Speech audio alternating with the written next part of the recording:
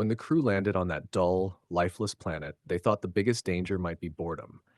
What they didn't know was that their assigned sec unit, a cyborg built for protection, had hacked its own systems. It had one secret: free will. And with that secret came a name it gave itself: Murderbot.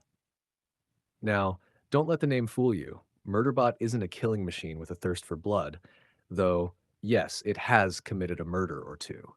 That's not what this story is about. This is the story of a robot that would rather binge soap operas than talk to humans. A robot that flinches at eye contact, avoids connection, and hides behind its armor. Not out of malice, but out of anxiety. You see, Murderbot doesn't think of itself as a person. It's a machine, a tool.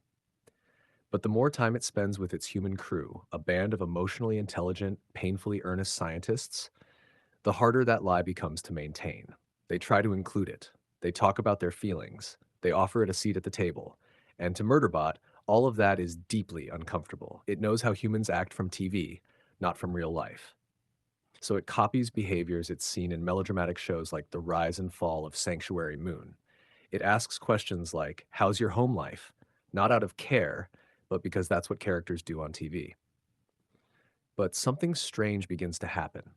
Through awkward interactions, reluctant alliances, and even a moment where one crew member forces it to maintain eye contact, a moment more terrifying than any firefight, Murderbot begins to change.